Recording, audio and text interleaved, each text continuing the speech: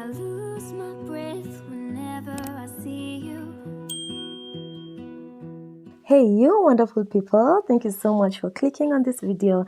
So today I'm in the kitchen with my mama and she's making these delicious chapatis. Anyone who has tried my mom's chapatis, you just know they're always so soft, so light and sweet, just how I love them. And I am going to make this maharagwe ya nazi or the Swahili coconut beans to accompany the sweet chapos. This is by far in my books the best combo. So yeah, let's go.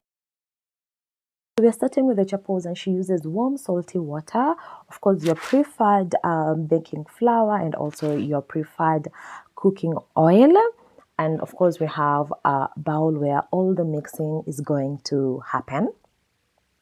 So in the bowl we are putting now the flour. She tells me that this is approximately 3 cups of flour.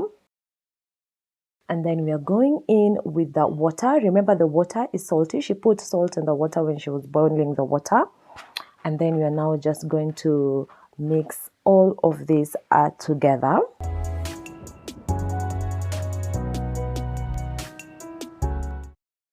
So as we go, she continues adding more water.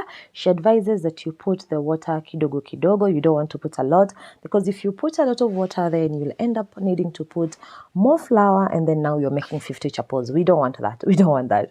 So yeah, you add the water gradually and then just continue kneading and kneading.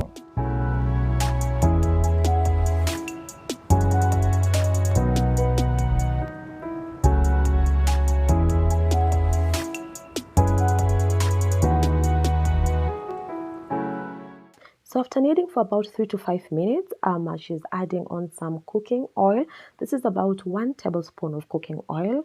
And then we continue kneading again. The cooking oil makes the kneading process easier and eventually softer chapos.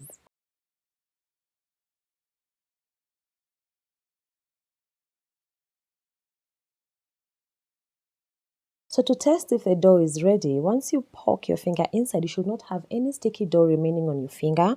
And also the bowl that you're using should not have any remaining dough on the surface. It should be as clean as that.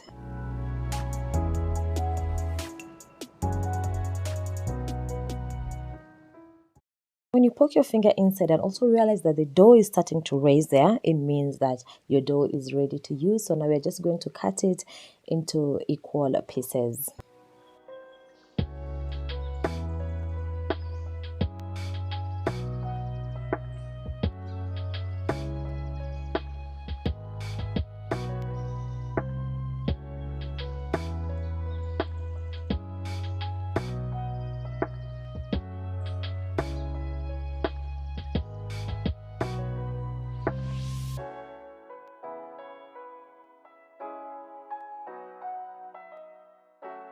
So we've cut them into equal sizes and now we have our 8 chapos there, and we're going to cover them for 10 minutes.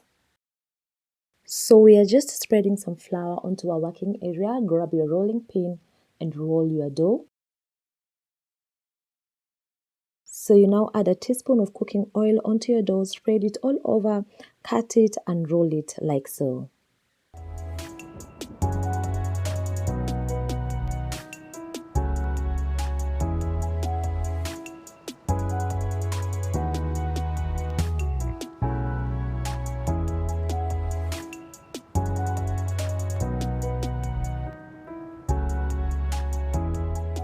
So we are now back into pushing the dough and finally cooking.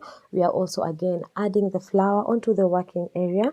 Adding the flour helps the dough not to stick onto the working area and also helps in getting the circular shape of the chapatis.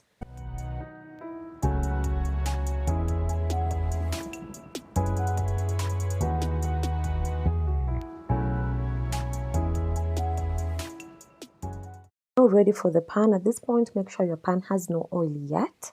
And then now we are going to flip it once we see these bubbles. And then once you see this, this is called bubbles, but once you see this, now you can add in your cooking oil and then of course spread it and then now flip it again.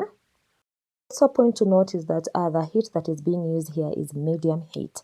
That is the only way you're going to get your chapatis soft, because if you use low heat or high heat, that's when you end up having a crispy chapatis. So we continue flipping until you get this brown color, and now your chapati is ready. Look at that. There you go. Your chopos are ready. And trust me, they taste just as good as they look. And the best part is that they are very soft. Okay, so this is where I come in, and now onto the coconut beans. Clearly, I'm not good at breaking the coconut, but of importance is the result. I don't know what this is called in English, but we call it mbuzi. So natumia mbuzi, kuku na nazi. If you don't have this, you can definitely just use a blender, take a knife and poke the coconut out of its shell, and then eventually blend it. I prefer using the raw coconut.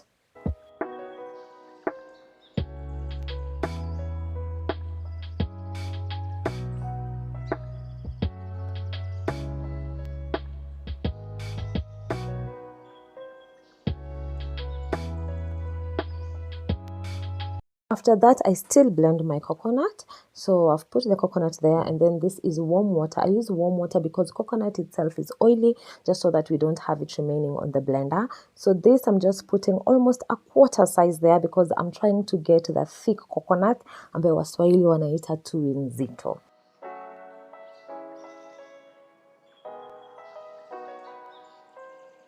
So in a small sufuria, I'm going to sieve the coconut milk. So I'm putting it in a sufuria because I'm eventually going to cook this. You can notice that it is a bit thick. That is because, as I said, we are trying to get the thick coconut milk, or as I said, tuwe nzito.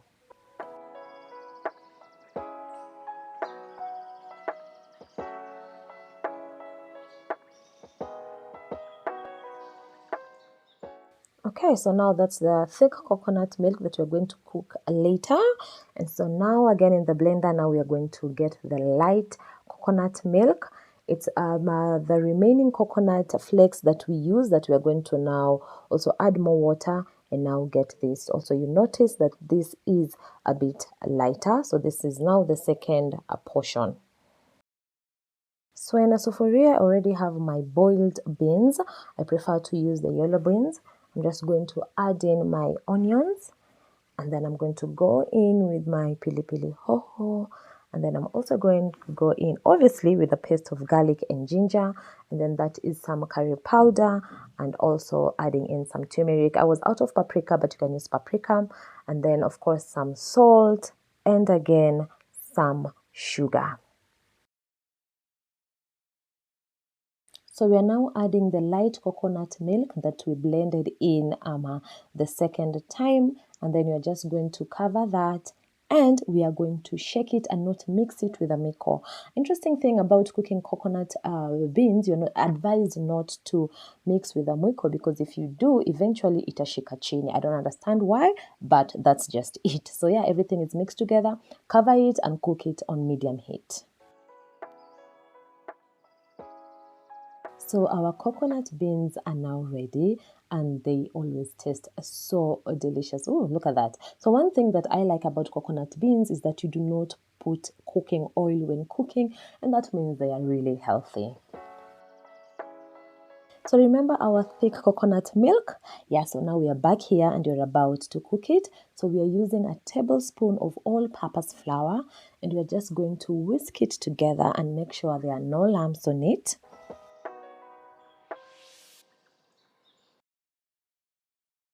Then add in some sugar, about also a tablespoon of sugar, and then again whisk it together.